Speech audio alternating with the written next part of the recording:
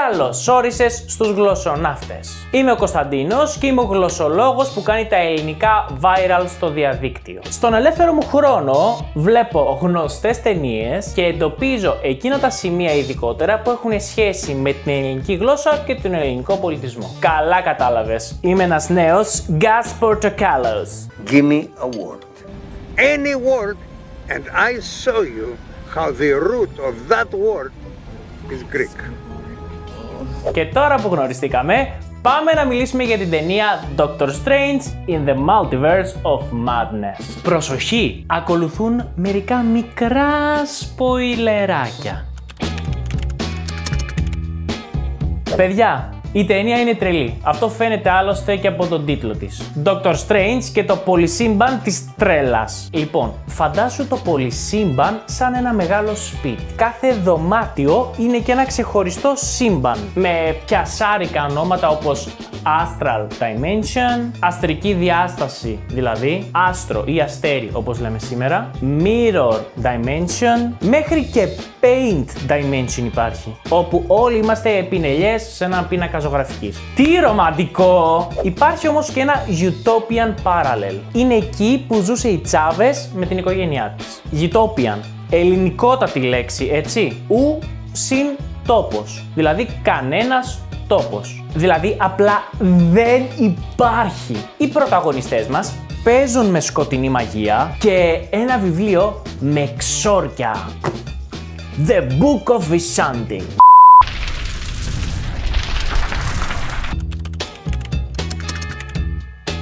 Οι βασικοί χαρακτήρες είναι τρεις. Ο Doctor Strange, η Wanda και η America Chavez. Και είναι όλοι τους τραγικοί. Tragic που λέμε και στο χωριό μου.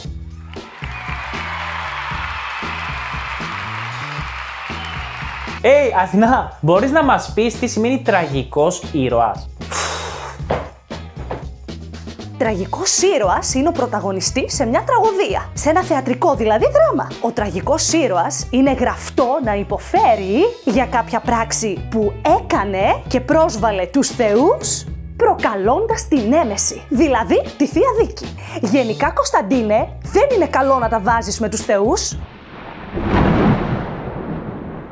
Η Wanda είναι για παράδειγμα τραγική επειδή όσοι έχει αγαπήσει έχουν πεθάνει. Όπως οι γονείς, ο αδερφός, ακόμη και ο έρωτας της ζωής της, τον οποίον σκότωσε η ίδια. Εντάξει, το αποκορύφωμα της τραγικότητας είναι ότι προσπάθησε να δημιουργήσει μια πραγματικότητα στην οποία θα είναι επιτέλους χαρούμενη. Τώρα, το τραγικό είναι ότι μέσα στην πραγματικότητα αυτή έπλασε με μαγεία τα δυο φανταστικά παιδιά της.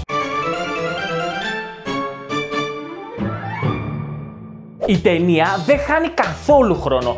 Μπαίνει κατευθείαν στη δράση. Άλλωστε, μην το ξεχνάτε, μιλάμε για το πολυσύμπαν της τρέλας. Μέσα σε αυτό το τρελό σύμπαν υπάρχουν πολλές αναφορές και στην ελληνική γλώσσα και στον ελληνικό πολιτισμό. Πάμε να τις δούμε.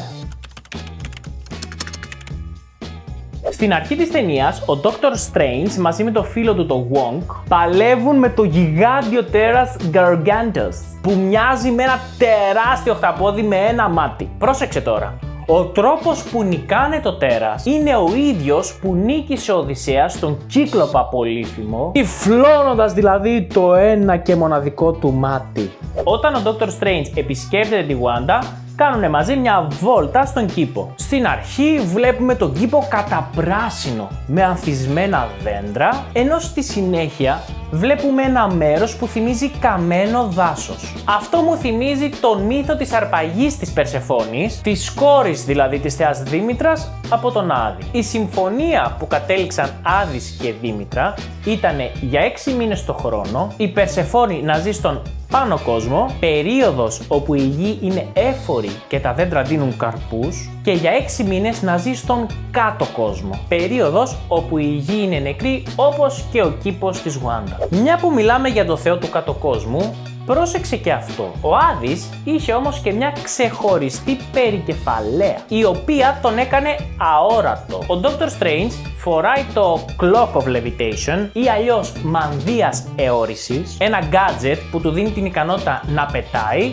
να μείνεται, να επιτίθεται και να είναι fashion icon. Η περικεφαλαία του Άδη πέρασε σε άλλες μυθολογίες με τη μορφή του αόρατου μανδύα. Και έτσι φτάνει και στο Marvel Cinematic Universe, στο MCU. Εκτός όμως από περικεφαλές και μαγικούς μανδύες, έχουμε και ένα μαγικό βιβλίο στην ταινία. Το βιβλίο των Βυσάντη. Το βιβλίο είναι γεμάτο πανίσχυρα μαγικά ξόρκια. Οι Βυσάντη είναι 3 θεότητες προστάτες της γης που έγραψαν το βιβλίο για να διδάξουν και να μεταδώσουν τη μαγική τους τέχνη.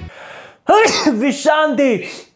Πάμε. 3 πανίσχυρες θεότητες συναντάμε και στην ελληνική μυθολογία, τις Μοίρες. Στα χέρια τους κρατούσαν το νήμα της ζωής του κάθε θνητού, ορίζοντας κατά κάποιο τρόπο τον θάνατό του. Όλες τυφλές και μοιράζονταν ένα και μοναδικό μάτι. Συνεχίζοντας με τα όμορφα πλάσματα, στην πολιορκία του Καμαρτάζ βλέπουμε ένα πολεμιστή ο οποίος έχει κεφάλι ταύρου και σώμα ανθρώπου. Είναι δηλαδή ένας άλλος Μινόταυρος. Το τρομερό τέρας της Κρήτης που κρατούσε κλειδωμένο βασιλιάς Μίνωας στον Λαβύρινθο. Μέχρι που ήρθε ο Θησέας και τον σκότωσε με τη βοήθεια της Αριάδνης. Μην ξεχνάς, τον Ταύρο της Κρήτης τον είχε αντιμετωπίσει και ο Ηρακλής μας. Εντάξει, η διαφορά είναι ότι ο Μινόταυρος ήταν κακός, αφού έτρωγε 7 νέους και 7 νέες από την Αθήνα κάθε 9 χρόνια. Αυτός ο πράσινος Μινοταυράκος ονομάζεται Ρίντρα και είναι καλός φίλος του Dr. Strange. Αυτό που μου αρέσει σε κάθε ταινία του Hollywood είναι ότι εκτός από τα ηχητικά εφέ και τα εντυπωσιακά γραφικά, υπάρχει μια φιλοσοφική βάση. Η συγκεκριμένη ταινία παίζει πάρα πολύ με την έννοια του χρόνου. Οι πρωταγωνιστές κάνουν ταξίδια στο χώρο και στο χρόνο σε όλη τη διάρκεια του έργου. Εξάλλου, γι' αυτό είναι και ο Dr. Strange υπερήρωας, super hero, επειδή μπορεί να μεταφέρεται στο χώρο και στο χρόνο. Στα ελληνικά χρησιμοποιούμε τη λέξη ώρα για να δηλώσουμε τον χρόνο της ημέρας, αλλά και τον χρόνο γενικά. Τι ώρα είναι? Είναι ώρα να πηγαίνουμε. Αυτή ήταν η ταινία Doctor Strange in the Multiverse of Madness μέσα από τα μάτια ενός γλωσσοναύτη. Λοιπόν, αν έφτασες μέχρι εδώ σημαίνει ότι σου αρέσει το βίντεο. Γι' αυτό σπάσε το κουμπί με τα likes και κάνε και ένα διαγαλαξιακό subscribe στους γλωσσονότς, τους νέους Avengers της ελληνικής μυθολογίας.